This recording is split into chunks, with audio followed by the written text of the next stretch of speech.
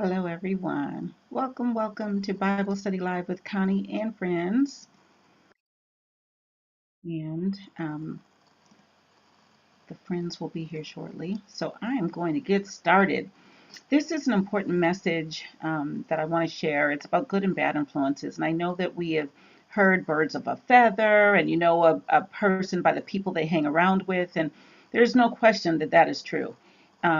If you look back on biblical times, and even now, there are still countries where wives are selected for the husbands, or husbands are selected for the wives based on furthering a family line. So some of what we read in the Bible deals with, they are the women that they've married were given to them.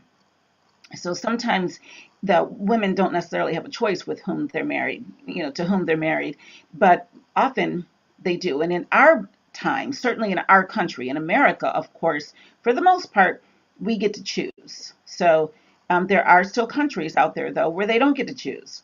And they have to deal with whoever they end up with based on, furthering the family line, or there's a financial thing in place that they have to maintain.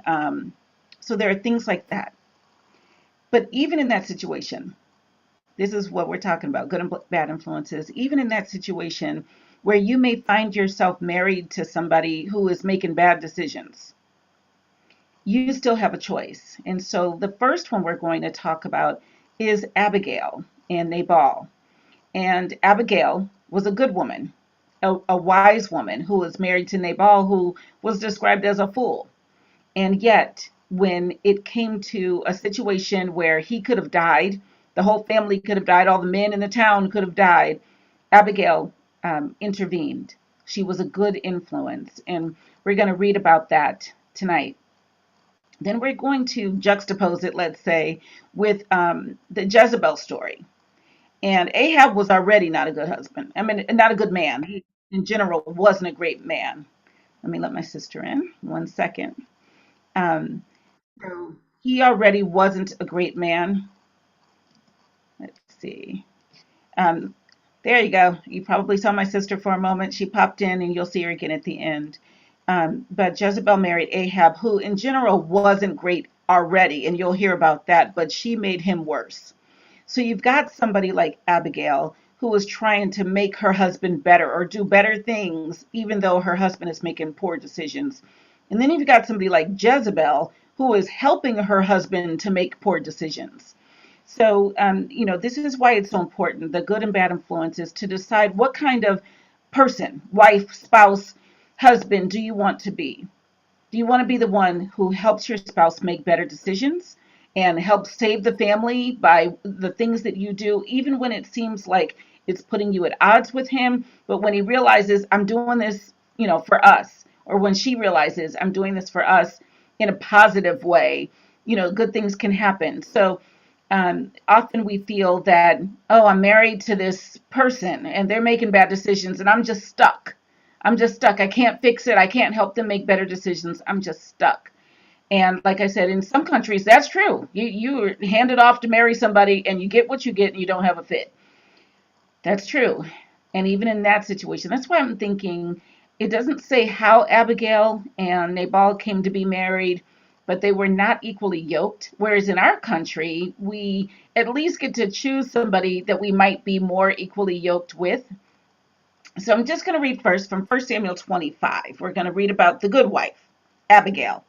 So 1 Samuel 25, I'm reading starting at verse 2. It says, a certain man in Maon who had property there at Carmel was very wealthy. He had 1,000 goats and 3,000 sheep, which he was shearing in Carmel. His name was Nabal, and his wife's name was Abigail. She was an intelligent and beautiful woman, but her husband, a Calebite, was surly and mean in his dealings. While David was in the desert, he heard that Nabal was shearing sheep. So he sent 10 young men and said to them, go up to Nabal at Carmel and greet him in my name. Say to him, long life to you, good health to you and your household, and good health to all that is yours.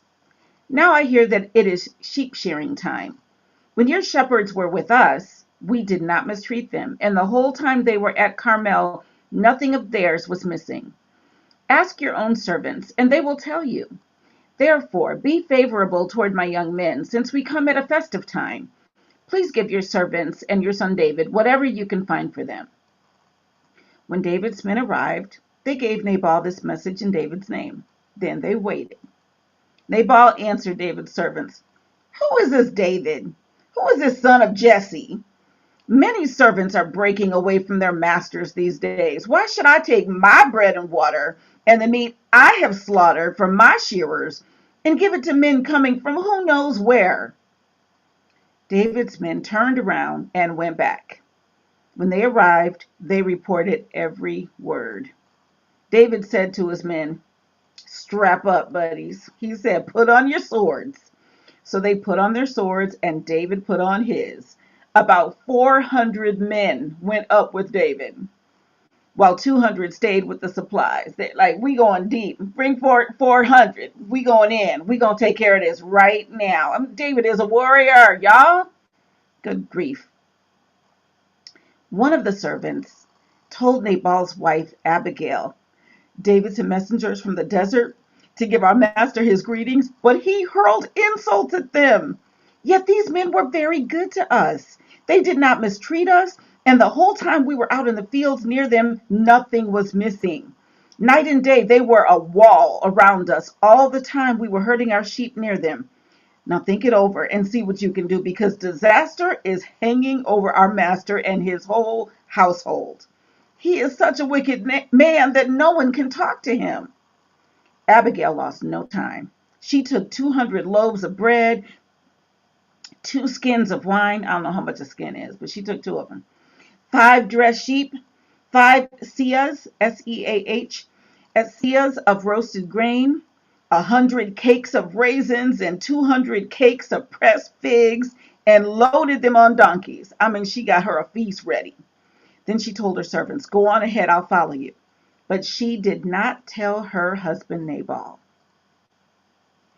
As she came riding her donkey into a mountain ravine, there were David and his men descending toward her, and she met them. David had just said, "It's been useless. All my watching over this fellow's property in the desert said that nothing of his was missing. He has paid me back evil for good.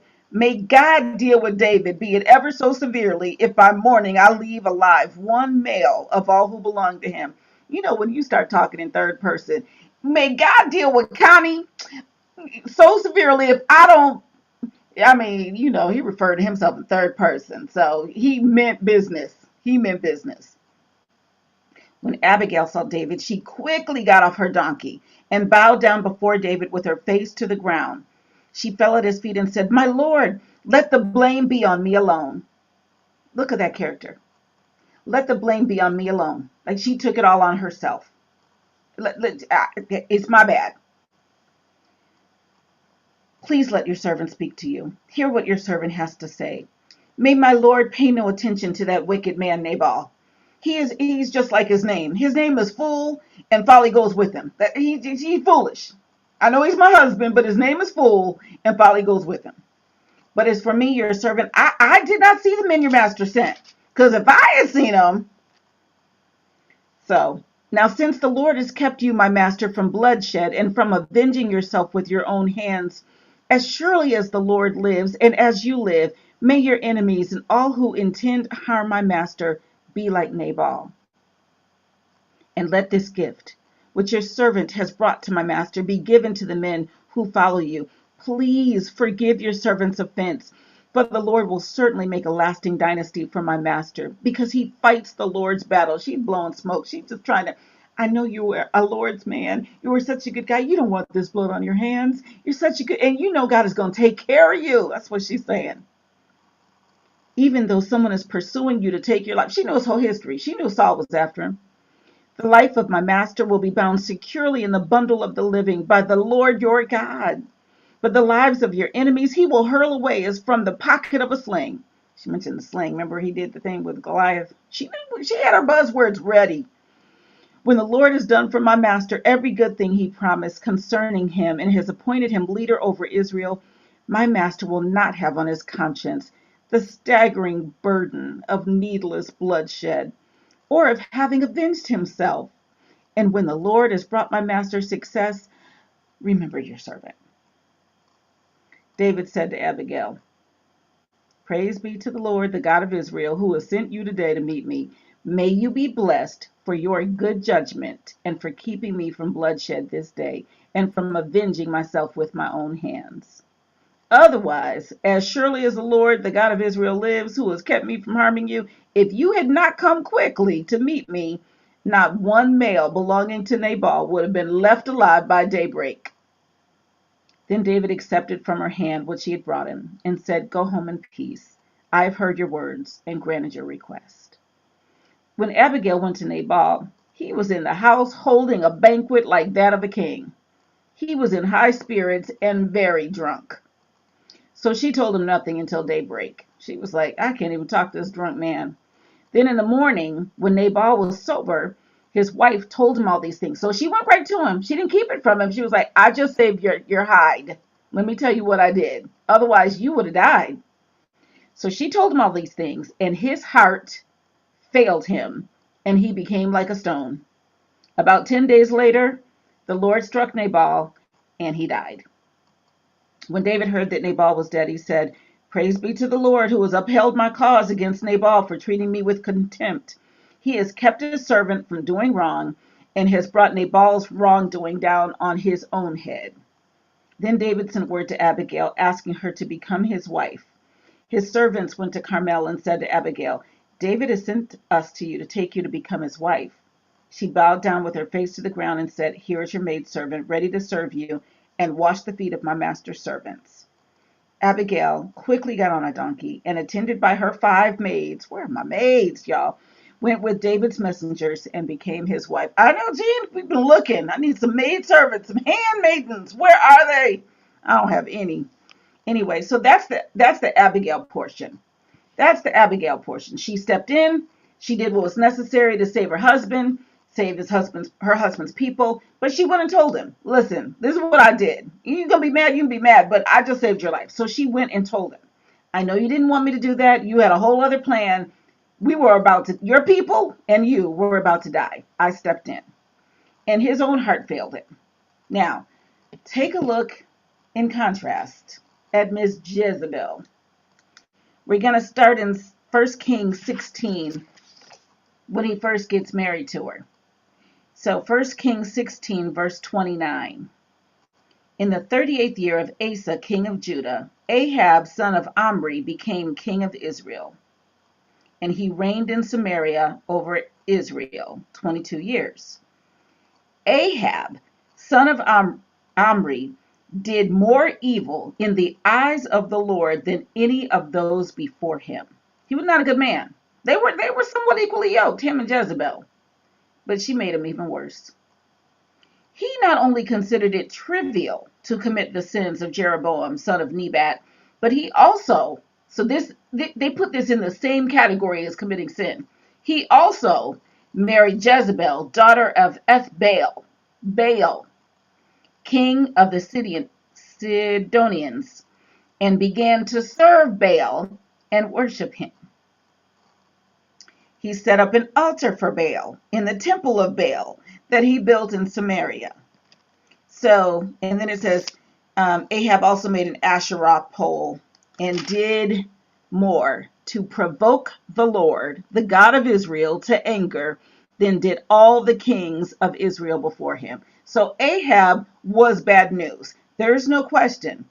And just like Nabal was bad news, it said his name was fool and folly went wherever he went. Ahab was bad news.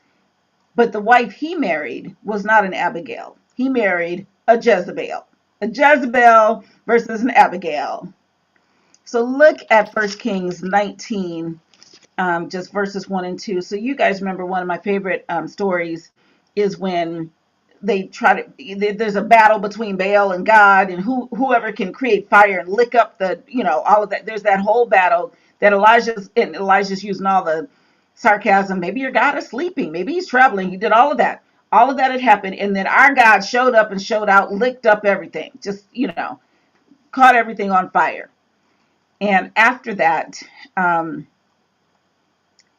um, the deaths of the people who were serving Baal had happened. So Jezebel is livid now at Elijah, because keep in mind, it says she was the daughter of the king Baal.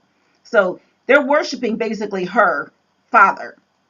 And now he's been shown to be a fraud, basically. So in chapter 19, verses 1 and 2, it says, Now Ahab told Jezebel everything Elijah had done and how he killed all the prophets with the sword.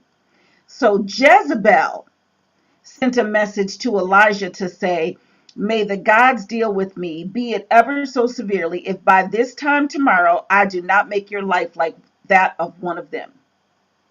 And I just find it so interesting. First of all, Ahab told his wife, like, let me tell you what he did. And it's like, interesting. And then she issued the message to Elijah. Not the king. She's queen. Not the king. She did it, which is interesting. Now, God preserved Elijah, so we're not even going to go in that part of the story. We're just talking about Jezebel right now. So now go to 1 Kings 21. And this sets up what becomes the downfall for both Ahab and Jezebel. It's about Naboth and his vineyard in 1 Kings 21. It says, sometime later, there was an incident. My sister and I was talking about an incident. There was an incident involving a vineyard belonging to Naboth the Jezreelite. The vineyard was in Jezreel, close to the palace of Ahab, king of Samaria. Ahab said to Naboth, Let me have your vineyard to use for a vegetable garden, since it is close to my palace. In exchange, I will give you a better vineyard, or if you prefer, I will pay you whatever it is worth. But Naboth replied, The Lord forbid that I should give you the inheritance of my fathers. So Ahab went home, sullen and angry, because Naboth the Jezreelite had said, I will not give you the inheritance of my fathers. He lay on his bed sulking and refused to eat. His wife Jezebel came in and asked him, Why are you so sullen? Why won't you eat? He answered her, Because I said to Naboth the Jezreelite, Sell me your vineyard, or if you prefer, I will give you another vineyard in its place. But he said, I will not give you my vineyard. Jezebel, his wife, said, Is this how you act as a king over Israel? Get up and eat. Cheer up. I'll get you the vineyard of Naboth the Jezreelite. Want to know who's running things up in there? Can you tell who's running things up in there? Running her man? So she wrote letters in Ahab's name, placed his seal on them, and sent them to the elders and nobles who lived in Naboth's city with him. In those letters, she wrote, Proclaim a day of fasting, and seat Naboth in a prominent place among the people. But seat 2 scoundrels opposite him, and have them testify that he has cursed both God and the king. Then take him out and stone him to death. She just wrote the letter as though she was Ahab. Just, here's what I want you to do. And I love that they put scoundrels in here, because, my baby, a song called Scoundrel. So, see some scoundrels next to him, false witness, all of the things. So, sure enough, the elders and nobles who lived in Naboth's city did as Jezebel directed in the letter she had written to them. They proclaimed a fast, and seated Naboth in a prominent place among the people. Then 2 scoundrels, I don't know where they found them. We're looking for scoundrels. Anybody? Scoundrels? We just need 2 of you. Just over here, please. They got 2 scoundrels, and they seated them opposite him and brought charges against Naboth before the people, saying, Naboth has cursed both God and the king. So they took him outside the city and stoned him to death. Then they sent word to Jezebel. Interesting, because she wrote him under Ahab's name, right? They knew who did it. They knew who boss was. They sent word to Jezebel, Naboth has been stoned and is dead. As soon as Jezebel heard that Naboth had been stoned to death, she said to Ahab, Get up and take possession of the vineyard of Naboth the Jezreelite that he refused to sell you. He is no longer alive, but dead. When Ahab heard that Naboth was dead, he got up and went down to take possession of Naboth's vineyard. Then the word of the Lord came to Elijah the Tishbite. Go down to meet Ahab, king of Israel, who rules in Samaria. He is now in Naboth's vineyard, where he has gone to take possession of it. Say to him, this is what the Lord says. Have you not murdered a man and seized his property? Then say to him, this is what the Lord says. In the place where dogs licked up Naboth's blood, dogs will lick up your blood. Yes, yours. Ahab said to Elijah, so you have found me, my enemy. I have found you, he answered, because you have sold yourself to do evil in the eyes of the Lord. I am going to bring disaster on you. I will consume your descendants and cut off from Ahab every last male in Israel, slave or free. I will make your house like that of Jeroboam, son of Nebat, and that of Baasha, son of Ahijah, because you have provoked me to anger and have caused Israel to sin. And also concerning Jezebel, the Lord says, dogs will devour Jezebel by the wall of Jezreel. Dogs will eat those belonging to Ahab who die in the city, and the birds of the air will feed on those who die in the country. There was never a man like Ahab who sold himself to do evil in the eyes of the Lord, urged on by Jezebel, his wife. He behaved in the vilest manner by going after idols, like the Amorites the Lord drove out before Israel. When Ahab heard these words, he tore his clothes, put on sackcloth, and fasted. He lay in sackcloth and went around meekly. Then the word of the Lord came to Elijah the Tishbite. Have you noticed how Ahab has humbled himself before me? Because he has humbled himself, I will not bring this disaster in his day, but I will bring it on his house in the days of his son. Phew. So then other stuff goes on. And then ultimately we get to 2 Kings. We're out of 1 Kings. We go to 2 Kings 9. There's a whole bunch going on, but basically, and I mean this whole portion is really good. I was reading just this chapter today. I read it all, but this chapter, and I could see the film playing in my head. I could see it. So I'm going to read part of it. And I'm not going to read the full chapter, but I am going to read up until Jezebel dies. Because she dies. Is that the whole chapter? Almost. It may be. The prophet Elisha, because now Elijah is gone, and Elisha is here, S-H-A, summoned a man from the company of the prophets and said to him, tuck your cloak into your belt. Take this flask of oil with you and go to Ramoth Gilead. When you get there, look for Jehu, son of Jehoshaphat, the son of Nimshi. Go to him, get him away from his companions, and take him into an inner room.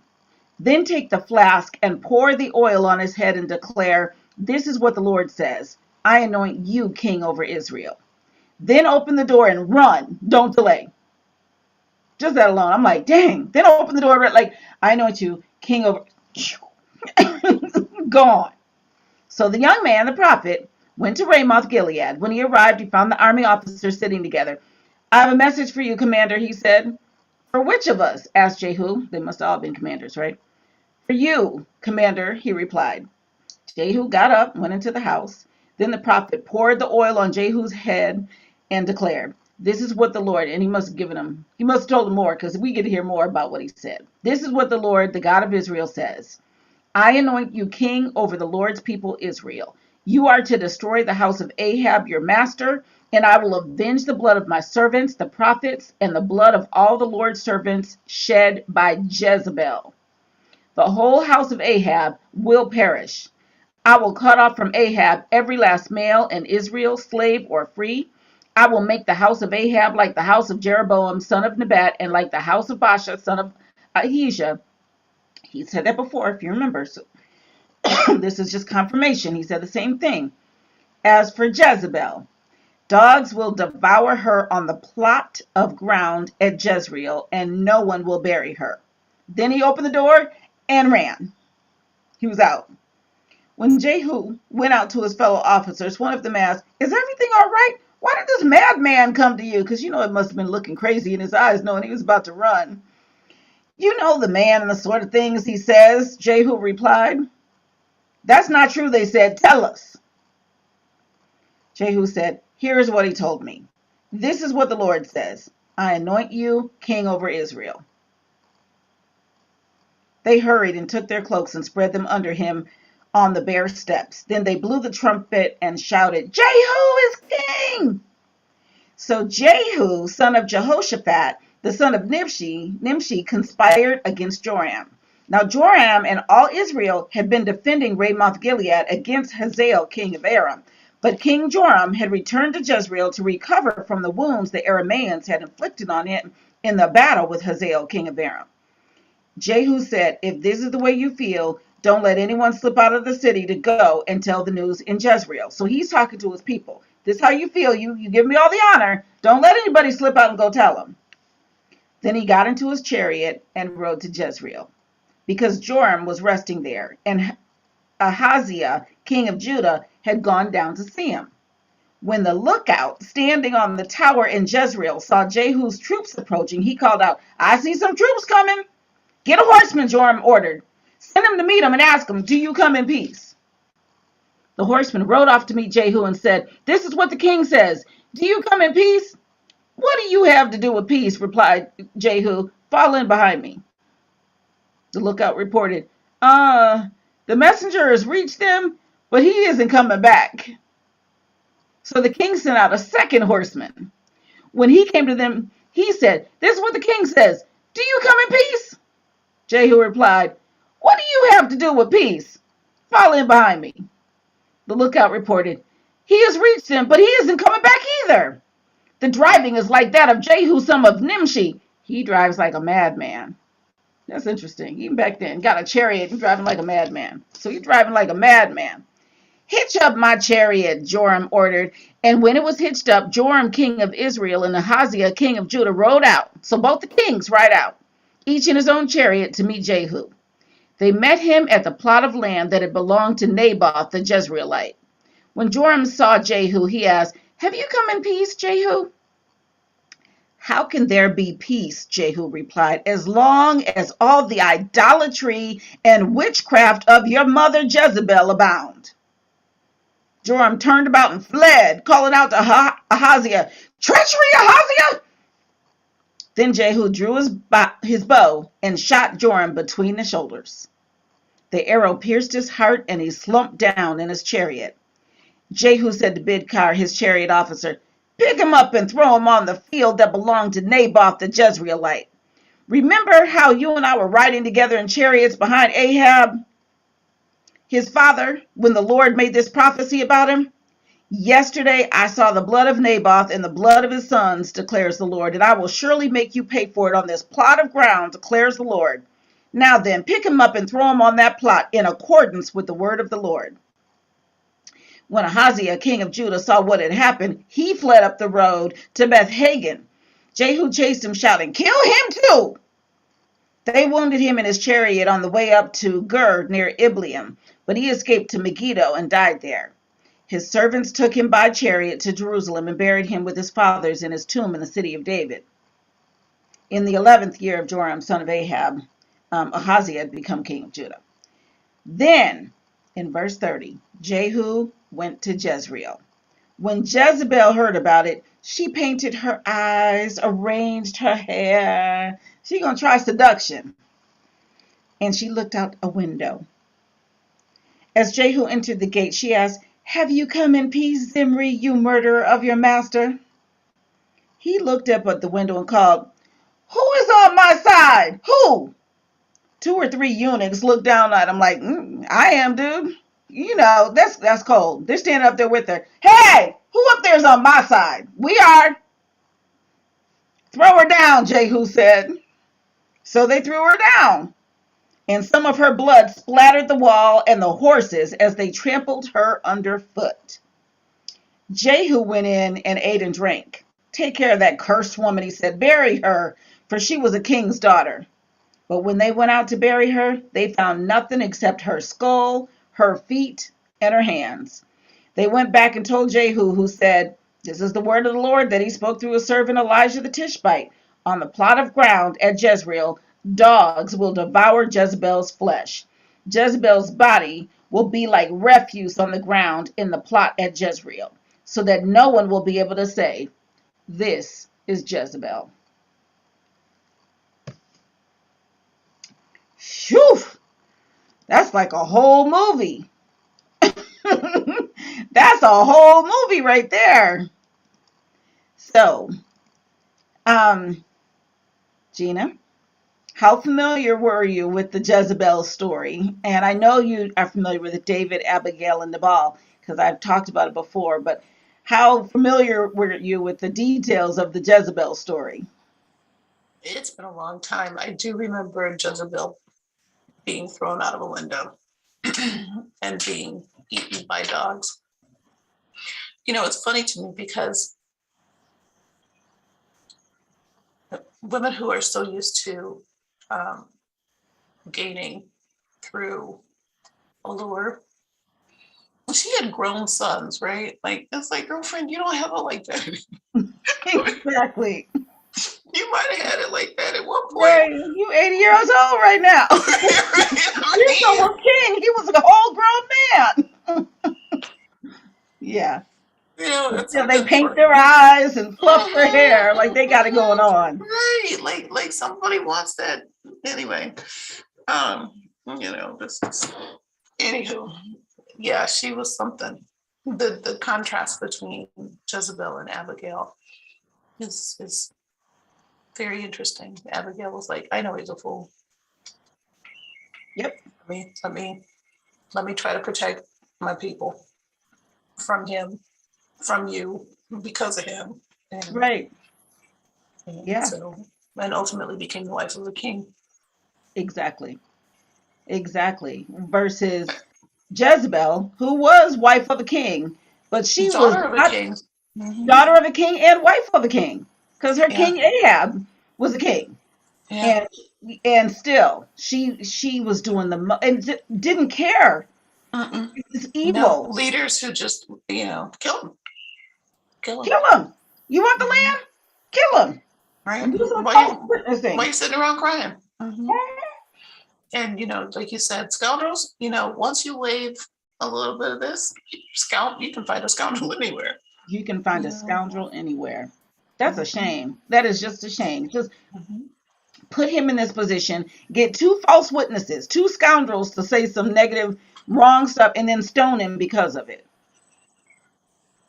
And Mm-hmm. that just, and Yeah, and you and I've talked often about, the people that you choose, the wife you choose, the husband you choose. Um, they should make you a better person, not a worse one. And they should bring out the good in you, not the bad. And people don't necessarily think about that. Certainly, once they're married, it's almost too late to think about. But when you find that the person that you're dating or engaged to or whatever is bringing out the very worst in you, not the best in you, not making you smarter, stronger, kinder, more, filled with more integrity, but instead it's just the opposite. It's I would, and you need to, and they get all that stank attitude on them and got you convinced that this is the way to handle it. Just, post this ugly thing on social media, or you need to tell them that, ain't nobody, da, da, da, da, da, or their mama, blah, blah, blah. People who choose poorly, you look at how they came to ruin. Their bodies were eaten by both of them. Everybody's body's eaten by dogs. Just, it's just we don't think about that influence. By the time we think about the influence, we're usually already in love. yeah, yeah. And I And don't think most people are introspective enough to kind of weigh the things that they like about themselves and the things that they kind of wish they could change. mm, I think, especially people who are convinced, or, well, who lack introspection, tend to be convinced that they're right and they're fine. I mean, and they don't look at it closely enough to say, oh, I could be kinder, or I could be more patient, or I could be more generous. It, if you're not that's true. introspective, I'm fine. I'm fine. And the person who makes you believe you're fine, just as you are, that's the one you pick. Ugh, And you end up yeah, picking no, thank somebody you. who magnifies your ugly. Right. So, There was a woman, and she had been kind of a spiritual mentor to me. And I remember one of the times that let me know that something was wrong. I can't remember what had happened, but I was so salty, and I was uncharacteristically, what I tell you what, I'm not gonna. I was so salty, and she was like, "Oh, I like it when you go deep in your voice like that when you're angry. I like that side of you." That was like a wake up call to me, like, "Uh-oh, I don't know who you are. I thought you were a spiritual mentor. Now that you're saying you like my, you know, your down in dark my side. throat, Mhm. yeah, kind of anger and unkindness, now I got to wonder about your whole spiritual walk." Because she would say it all the time, "I want to hear you talk like that again." That was a red flag. That was a blinking, on fire red flag for me. And whenever, and that's not, she's not been the only one that I had say that to me. There's somebody else as well, where a friend, just a regular friend, not a spiritual mentor, but a regular friend. I got salty about something. I was like, "You better know what to do." And she was like, "Oh my goodness, I love it." That's a whole different voice. I love when you talk like that. And again, red flag, just like, this is not, I am not presenting my best self. And you're saying that's the part of you that, the part of me that you like most. You're supposed to be talking me down and building me up. And instead, you're taking me down further. Yep. Mhm. And the people Mhm. I'm closest to will snatch me up in that in a minute. Like, "Connie, hey, take a moment, calm down. You know you don't mean that."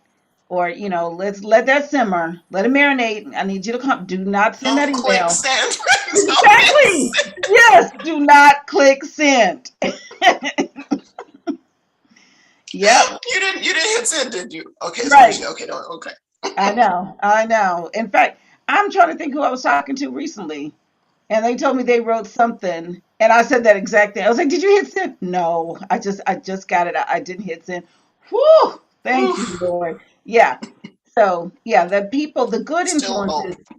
are the ones who are going to encourage you not to do that. Give it a moment's thought. This isn't how you want to present yourself. It's just not. And they will encourage you to stand up for yourself, Which is but they'll different. encourage you to do it in a way that is honorable and honors Mhm. who your best self, not Exactly. not the in the gutter self, not the Right. taking Yeah. off your earring self, not that Right. self. Yeah. So anyway, choose wisely, my friends. Get yourself an Abigail. Have a noble wife, a noble husband, noble friends, honorable, like Gina said. Don't be yoked, Ahab and Jezebel. That's what you don't need. That person who encourages you to, it eggs you on to be your very worst self. They actually don't even care about you. I mean, honestly, like that. That's not showing a caring about who you actually are and what your ultimate end is. When they can just egg you on to be your ugliest self, to me, that's not even caring. That's not loving. I will I say think this: it's just broken. It's just a broken it is kind of. broken. It is Mhm. broken. But yes, and it could just be broken and not necessarily not loving, but often broken is so self-focused that it's not loving toward you. So the loves of my life, none of them cared about my relationship with God. They never, I would look out for their relationship with God. Like, I just don't want you to sin against God, or for certainly after I became saved. The first one I was engaged to, I didn't even know he was a Christian the entire time we were engaged. His father was a minister. He never said word one. He never said, "By the way, are you saved? Are you Christian? Can I lead you to the prayer of salvation?" Nothing. I didn't know until after we'd even broken up that he was a believer. And then it made me think after the fact, like, wait, you were a believer and you were engaged to me and you never said, "Are you saved? Can I help you? Can I pray for you?" That is deep. That is deep. And thinking about that, whether it's from brokenness or selfishness or lack of love or whatever it is, to have somebody who doesn't necessarily put your best interest at heart, who is really in many ways, and I was just talking about this to a girlfriend, they're attracted to their reflection of themselves in your eyes and not you at all. Your best interest is not what's most appealing to them or interesting to them. What's appealing to them is their reflection of themselves in your eyes. So no, it doesn't occur to them to say, "Where's your soul going?" I don't really care. I'd look good though in her eyes. Look at me looking good. Puff up my chest because I look so good in her. Those aren't good influences. When you recognize that, they're not the one who looks out for you. Yeah. Mm-mm. No. And like Gina said, whether it's broken or selfish or whatever it is, make a different choice, y'all. Just make a different choice. Make a different choice. Because I'd rather help somebody be better than be either stand idly by and watch them be evil, or encourage them to be evil. I'd rather be the one that helps somebody be better. Or if I can't, I walk away so that I'm not dragged down with them either. But my first choice is going to be, how can I help? How can I help them bring out the best in them, the best characteristics, their strengths, the things that make them honorable? How can I help do that? Anyway, yeah, that Jezebel story. Ooh, child, she was a hot mess. She was messy. Before we go, I just want to say on camera and publicly, my sister looks so pretty. Thank you, sisters. Sisters. Look how pretty she looks. Anyway, Sisters. all right. Thanks, you guys. I'm going to